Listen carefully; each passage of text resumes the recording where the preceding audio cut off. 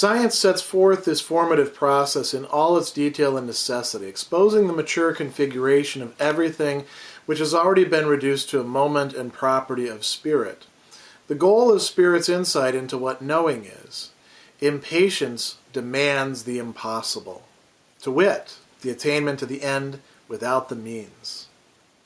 But the length of this path has to be endured because, for one thing, each moment is necessary, and further, each moment has to be lingered over, because each is in itself a complete individual shape, and one is only viewed in absolute perspective when its determinateness is regarded as a concrete whole, or the whole is regarded as uniquely qualified by that determination.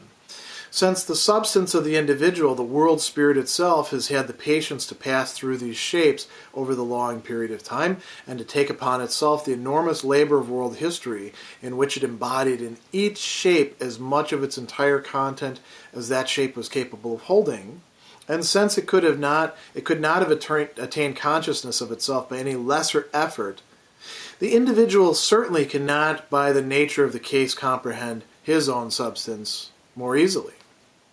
Yet at the same time, he does have less trouble, since all this has already been implicitly accomplished.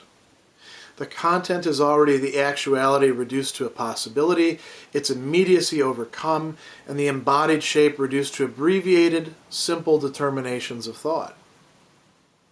It is no longer existence in the form of a being in itself, neither still in the original form of an abstract concept, nor submerged in existence, but is now the recollected in itself, ready for conversion into the form of being for self. How this is done must now be described more precisely. What does it require for science, one of the most determinative and prototypical human ways of engaging with the world, with other beings of our own sort, knowing ourselves? What does it take for that to be truly scientific? That's something that Hegel is really grappling with the entirety of the phenomenology, and he's providing us an answer to that. But it's like a lot of answers in anything that matters, it's not something that you can reduce to bullet points, let alone to a simple formulation.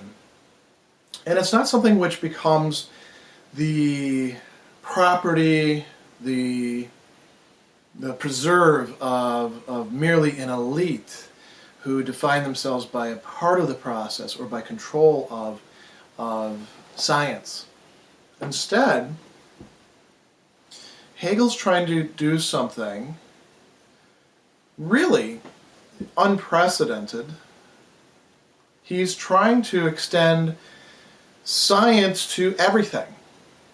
And in the process, as we pointed out many times, that means that science has to become something quite different than what we often think of in terms of science, which tends to be something rather truncated, something which has in effect amputated itself by not being adequately self-reflective, and not being adequately self-reflective through its practitioners and popularizers.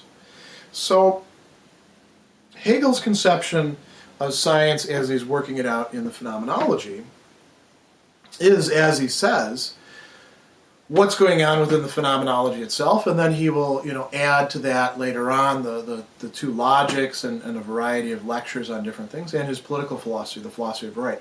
Let's just focus on the phenomenology because that's enough already. He says that science sets forth this formative process in all its detail and necessity. What formative process are we talking about? The process of the development of human culture over time through all these oppositions and mediations and things going wrong, and then somebody coming to realize, wait a second, this reveals something to me, and then doing something new over here. The entire process that's charted out in the Phenomenology, which he's just told us is, in fact, the way in which science is articulated a few paragraphs back. This entire process has to be laid out in all its detail and necessity. So what does that mean?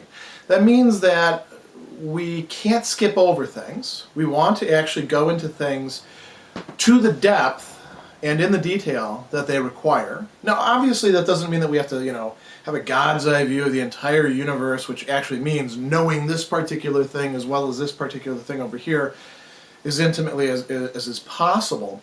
But we have to grasp their essential moments, and that leads us to the necessity part.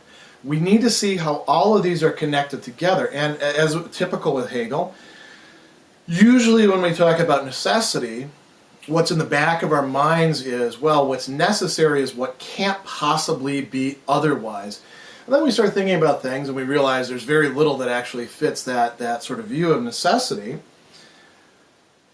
What he means is something like necessary in that time, at that stage, in that mindset. So if we think of the development that's narrated in the Phenomenology as a number of stages of consciousness, what counts as necessity at this point may not actually be necessity with a capital N, because something else is possible. Otherwise there wouldn't be any of this sort of progress. Looking back on it, though, you can see that at least for that stage, that was necessary. That's part of why these stages are conditioned, are to a certain degree. This is going to sound paradoxical. Their very contingency reveals the necessity at the time. And you notice I put this question up here. Science, should we understand it as a product or should we understand it as a process? This is something we need to keep in mind with this paragraph and with what Hegel's talking about. So he says, we're going to expose the mature configuration of everything which has already been reduced to a moment and property of spirit. Well, what's this spirit business? Mind, not understood as just my mind, but the mind of humanity, the mind of God also, as we're going to see at the very end, worked out, developed, coming to know itself through human history. And through human history means through historical development. We ought to think for a bit, what does history really mean? He talks a lot about the development through time, through history. History is the narration of what changed and why that mattered. That's not the only possible definition of history, but that's one that helps you understand what Hegel is trying to get at by gesturing at history over and over again. So he says, the goal is spirit's insight into what knowing is. So science has to actually become conscious of its own processes.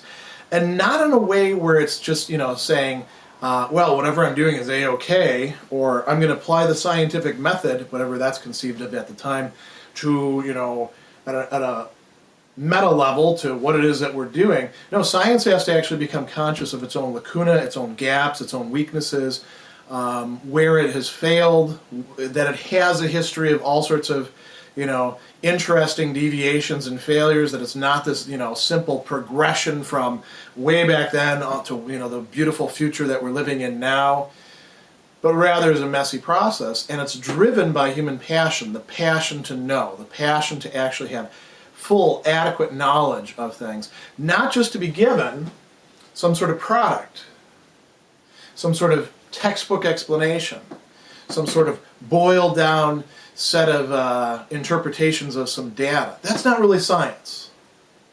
That's what we call science reporting. So he says, the length of this path has to be endured. And the length of the path, what are we talking about there? This entire development throughout human history of the stages of consciousness has to be endured. And it was endured by what he calls world spirit.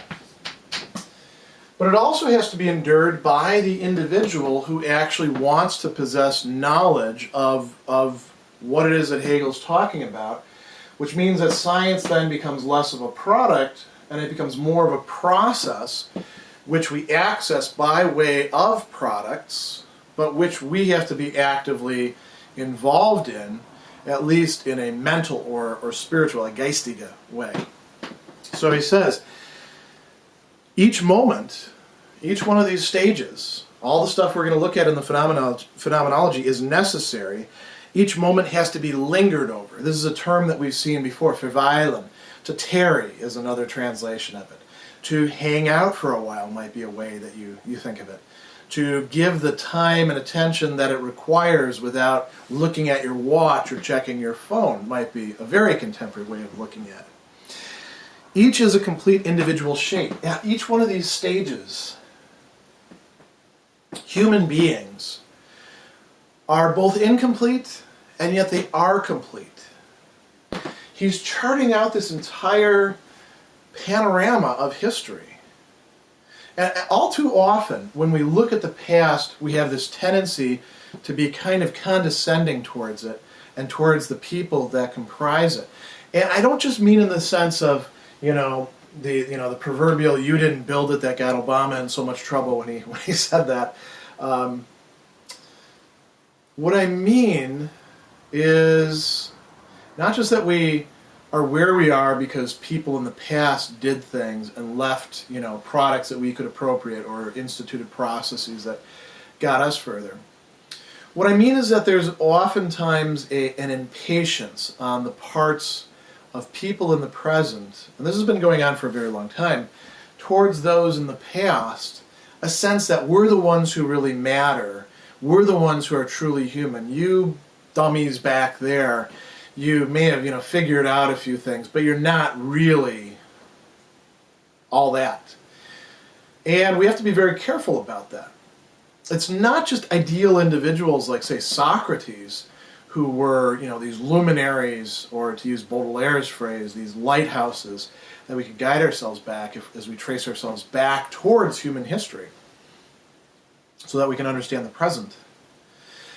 It's also the lesser-known people who nonetheless lived, thought things out, arrived at decisions about how they ought to orient their life, what good should be placed highest and which should be sacrificed.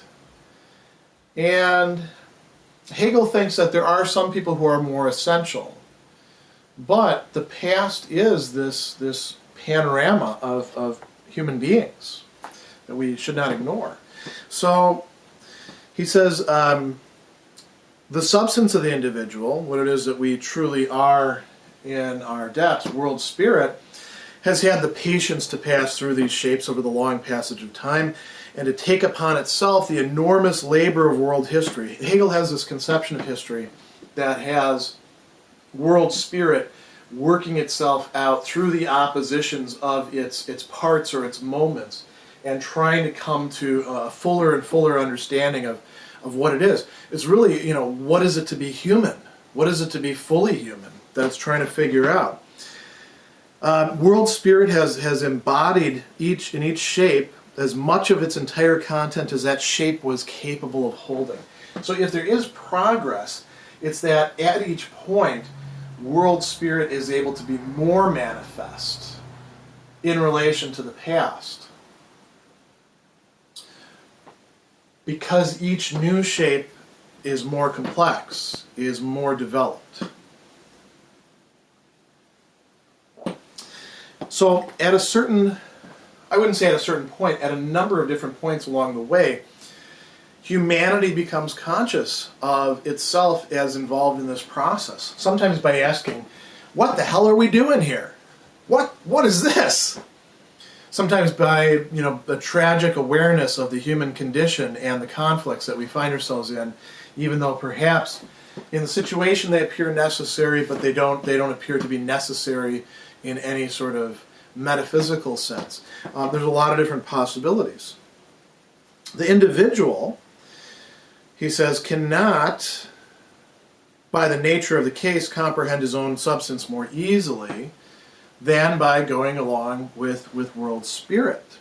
But the individual, and we're talking not just about individuals at all different stages, we're talking about individuals, around here, after this process has run itself through.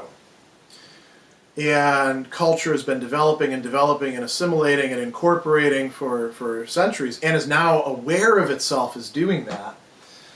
The individual can look back at these different stages, at individuals back here, or cultures, or communities, or thinkers. Thinkers are not really individuals in the same sense that people who don't make it into the history books are, because to a certain extent they kind of lose some of their individuality in becoming a figure. Each one of these stages is laid out for us at present in the form of products. So like he said back in a few paragraphs before this, and he's going to make this point a number of times, from the vantage point of the end of the process, it looks like there's all these things that really smart people took a long time to figure out, but even pretty dumb people now can just sort of, get a such and such for dummies book and read through the main bullet points and get their head around it. We can do survey classes, we can produce textbooks. Those are shortcuts. And Hegel's saying shortcuts aren't going to get you what you want. What in my time was the Cliff Notes and now is the Spark Notes, it's not going to cut it for you if your goal really is to understand reality. If you really want to do that, you have to work. You have to work your way through the entire process. And part of what you have to overcome is arrogance, condescension, the feeling like I already know all of this. That stands in the way towards what came before. So he says, all of this has been implicitly accomplished. Now, it's time to go from being in itself, that which is implicit, that which is to a certain degree passive, that which is not aware of itself, to the condition of being for itself. And he says the recollected in itself has to become, is ready for conversion into the form of being for self. And how that's going to be done will be described more precisely through the rest of the phenomenology, through the rest of the preface. I want to go back to this, a few points that I glossed over there. He talks about means and end. And what is the end? Knowledge. End both in the sense of we're at like the end of the process, but we also have a goal, something that we're driving after. We want to know. And so there's this temptation, well, I'll just go to the encyclopedia and that'll tell me everything I need to know about human history. No, we have to actually work through the means, and not just part of them, but all the necessary means to get us to the end. Or else we're not actually going to get the end, we're going to get merely a facsimile of it. We're going to get something that looks like it, and we're also not going to realize, because we're going to have blinded ourselves to it in the process, that we're not getting the end. Means in German is Mittel, and another thing that you ought to think about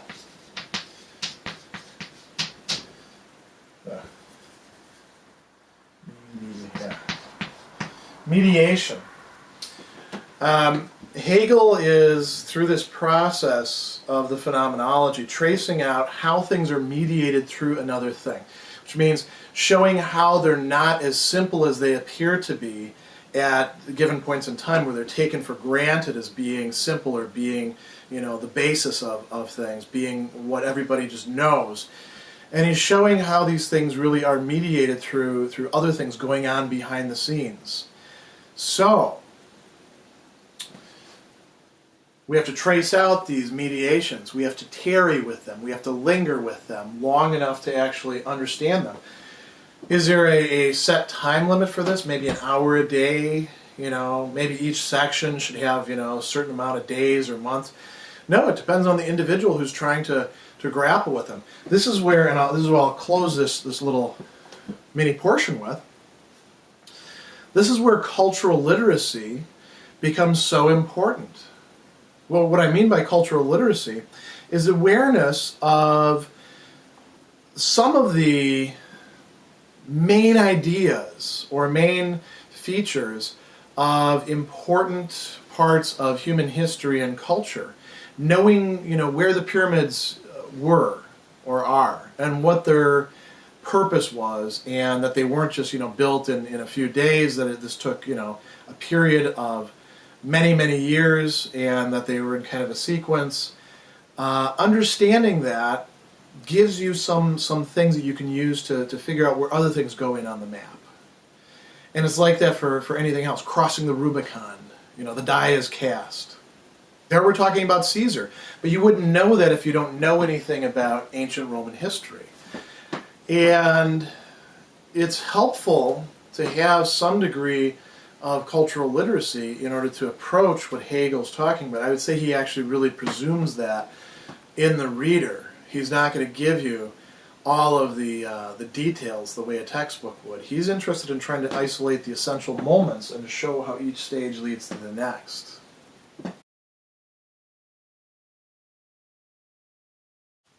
We take up the movement of the whole from the point where the sublation of existence, as such, is no longer necessary. What remains to be done, and what requires a higher level of cultural reorientation, is to represent and to get acquainted with these forms. The existence that has been taken back into the substance has only been immediately transposed into the element of the self through that first negation. Hence, this acquired property still has the same character of uncomprehended immediacy, of passive indifference, as existence itself. Existence has thus merely passed over into figurative representation. At the same time, it is thus something familiar, something which the existent spirit is finished and done with, so that it is no longer active or really interested in it. Although the activity that is finished with existence is itself only the movement of the particular spirit, the spirit that does not comprehend itself, genuine knowing, on the other hand, is directed against the representation thus formed, against this mere familiarity. Knowing is the activity of the universal self, the concern of thinking.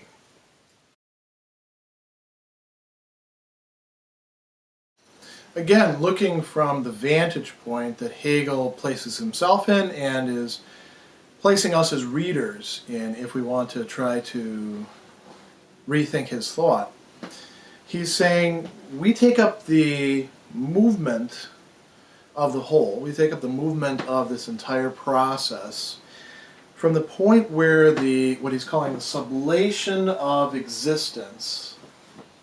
Sublation is this German term that's used. There's a couple different cognates of it, Aufhebung, Aufheben, and this, the verbal form, where, and we'll come back to that, where this sublation no longer needs to be carried out because it has been carried out. That's what happened through the processes of historical development and the generation of culture that's been taking place.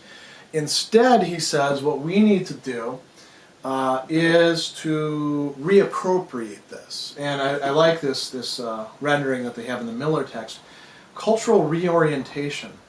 Not there in the German as such, but it's a great way to think about what is going on.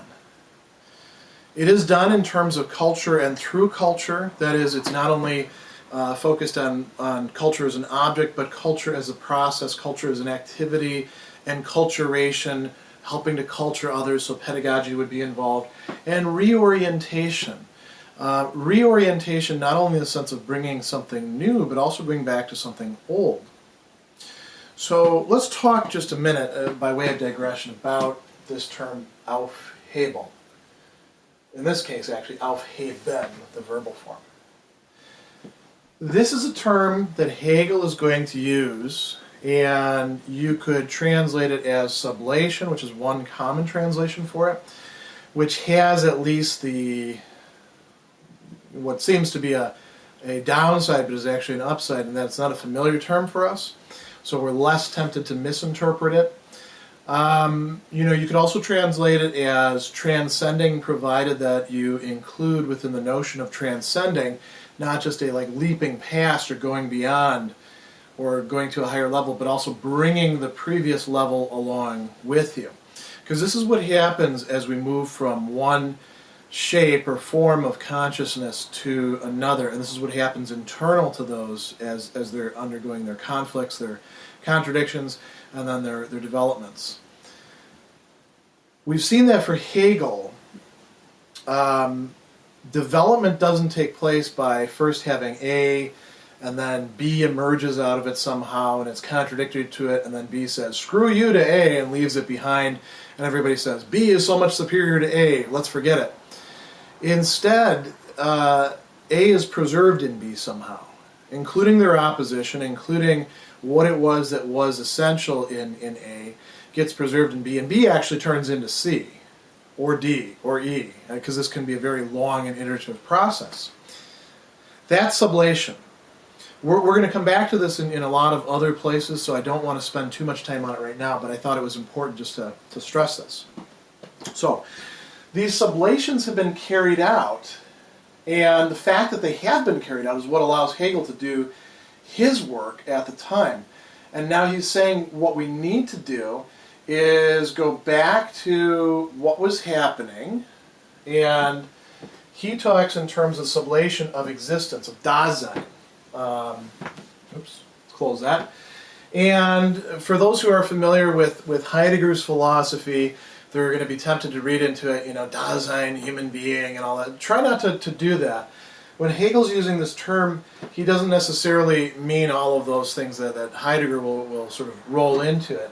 What he means is existing, being there, being something determinate, being something individuated, being something limited. And so we have Dasein, we have individual existence, we have actuality, but we have actuality here. I have actuality as a man, not as a woman. I have actuality as tall, as white, as how we classify it here in the States, as middle-aged, all of these sorts of things. And some of them are going to change. I won't quit being tall, hopefully, but I am going to cease being middle-aged at some point as I become old. I'm never going to become young again. But all these things are part of my determinate existence. And we could go a lot further down. You could analyze any one person and find an entire world, as we say. That was sublated. That was taken up into these forms. How can we describe these forms? Well, you could think of them as, and this, I'm not saying this covers everything, but think of them as types encompassing these individual existences. And some of the individual existences, by their activity, by what they think out, by what they fight with, by what they incorporate, are going to advance what that form means. So, for example, poetry means something different and something more after Homer or after Sophocles than it does before. Philosophy means something new, something incorporating the old, and something greater, and so does the philosopher, although most of them don't measure up to this, after Plato. And this is what we're going to look at. We're not going to be paying much attention to individuals. I kind of tricked you a little bit by drawing this line. You'll see why in just a moment as we think about some reflections on our own present ways of culturally reorienting and reappropriating things. What we want to do is grasp what the essential developments that lasted beyond an individual human life were. This is, as he says, substance. The existence that has been taken back into the substance, that means when you die, when you just become part of the whole again, has only been immediately transposed into elements of the self through that first negation. So this acquired property still has the same character of uncomprehended immediacy of passive indifference as existence itself. Existence by itself, for Hegel, means to be very limited, to be very conditioned, to be kind of passive. You can be an agent modifying some things in world history, but for the most part we're kind of swept along. It's insofar as we're part of larger processes that we really have agency for Hegel. This is a very important point. This is part of what the existentialists really didn't like about the guy. So existence gets passed over into what he calls figurative representation, or Vorstellung. And we're going to come back to that in a moment. What's really been going on behind the scenes is not the individuals as individuals.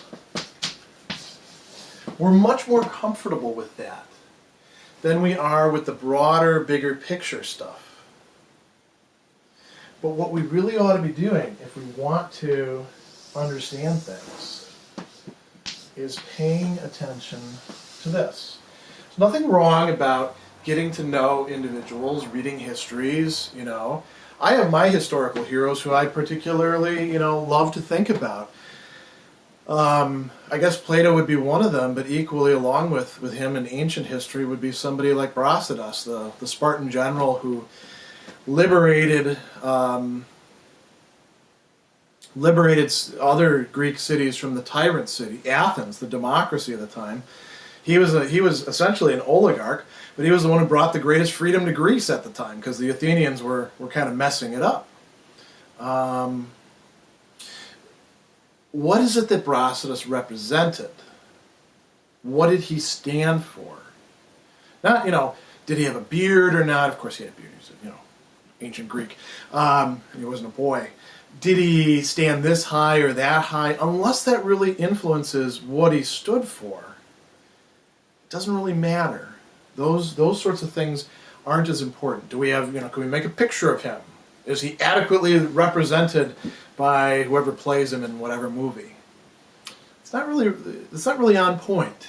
What's really on point is, does the representation adequately convey what it is that this guy was about? What it was that at that point in time humanity needed him to be and to express. And part of that is this task of representing, Vorstellung. We need to actually make images, make pictures for ourselves in order to know things. And so there really is, you know, value to historical research that produces a movie, because it allows us to wrap our head around these things. Better if it's a more accurate movie than, you know, dramatized crap that you know, sells a lot but leads us astray.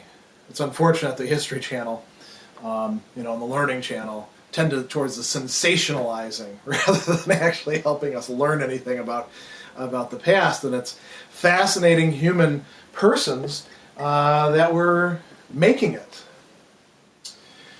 We do have to represent.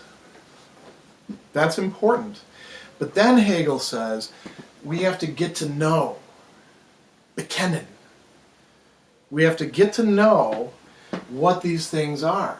And if we focus only on individuals, we're likely to miss the greater significance of the web of networks and the movement through history that they somehow had a role in. This is why the kind of tokenism and hero worship that we do, you know, to try to, you know, raise consciousness about important people through history in terms of race or gender is really, from a Hegelian perspective, off base. It's not the individual as such who really matters. It's what that individual, again, I'm going to say, stood for, and you might say stood into, and what they offered to other people. And whenever we look at important historical figures, they almost never turn out to be these totally isolated individuals who just, you know, through their own whatever it is, did something new. No, they usually have like a whole organization or a culture or something like that backing them up, a long, you know, set of predecessors that, or even just, you know, accidental people who entered their life and gave them the right sort of impetus at the right time to be able to do that. And Hegel is one of those kind of people who would say, well, that matters too. That's really part of the story. So, one of the things that we want to do with this, that he points out, now he's going to bring in a new theme, Individual existences, when we pay attention to them, we talked about passive indifference, figurative representation, and he says, at the same time, it's thus something familiar, something which the existent spirit is finished and done with, so that it's no longer active or really interested in it. See, we're still spirit at the vantage point where it's coming to know itself, and there's a great risk of, whether we're looking at individual people or whether we're looking at broader things, of saying, yeah, I already know that. I don't need to pay any more attention to that. I already know it. And as it turns out, usually when somebody says that, what they mean is, I know something about that, but not that they know it thoroughly. Not that they can relate to it. Not that they have actually made it their own. It's still something external to them. And insofar as it does remain external to them, they're unable to truly value it, to truly enter into it, to make it speak to them. And if they're unaware of this, they're kind of hiding their lack of knowledge from themselves. So he says, although the activity that is finished with existence in itself, only the movement of the particular spirit, the spirit that it does not comprehend itself, knowing, on the other hand, is directed against the representation thus formed, against this mere familiarity. Knowing is the activity of the universal self, the concern of thinking.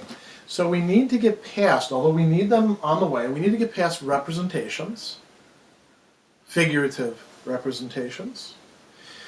We need to get past the sort of static, everything in its place, everything is long settled, encyclopedic way of looking at things. And we need to turn back, now sort of, you might say, even humbled a little bit by what Hegel has taught us, and ready to learn from history what it has to reveal to us.